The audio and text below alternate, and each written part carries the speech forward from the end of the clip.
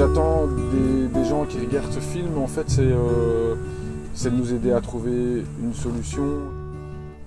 Donc, pour moi, un SDF de l'agriculture, c'est quelqu'un qui ne peut pas s'installer, il ne peut pas avoir de bâtiment, il est dans une situation précaire et insécurisante. Je crois qu'SDF c'est pas mal comme appellation pour un peu nous catégoriser, ou alors on aurait pu dire berger sans terre ou maraîcher sans terre ou alors agriculteur sans terre.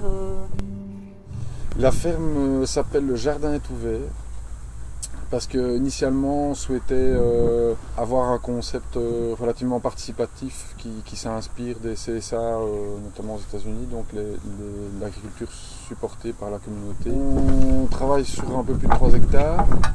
Il y a 30 arts qui sont consacrés au maraîchage. On produit environ 80 paniers par semaine pendant 10 mois par an. Et le reste est consacré à nourrir un troupeau de brebis qui est composé d'environ 20 brebis à la traite. C'est un projet de cœur qu'on a choisi et la flamme qui motivait ce projet était vraiment là pour nous mettre plein d'énergie pour démarrer. Et je dois dire que cette flamme aujourd'hui elle a vachement diminué. Pourquoi? Parce que c'est surtout l'inconfort et les difficultés de travail qui font que c'est dur. L'activité en soi est pas facile parce qu'on doit travailler beaucoup, mais c'est pas ça qui fait que la vie est difficile pour nous, quoi.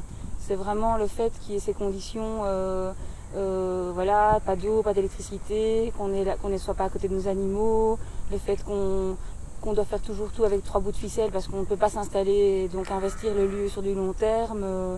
Et donc voilà, rien n'est solide, tout est bricolé et on perd beaucoup de temps à ça et ça nous prend beaucoup d'énergie et ça nous grignote petit à petit le moral et la motivation qu'on avait au début, quoi. C'est qu'on a dû déménager déjà 3 fois sur 4 ans. Donc le déménagement, ça implique de démonter toutes nos structures, d'emmener tout le matériel, voilà, et de retrouver un autre endroit à chaque fois. Quand on traite, on doit ramener le lait pour le transformer, etc. parce que la fromagerie est là-bas. Donc cette situation provoque un nombre d'allers-retours énorme et une distance qui fait qu'au quotidien, c'est vraiment difficilement gérable.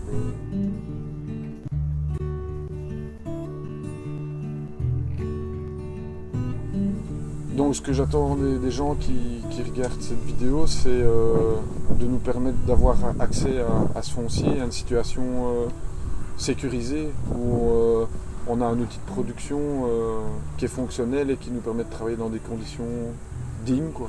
Ça peut être de louer de la terre, ça peut être de nous vendre de la terre.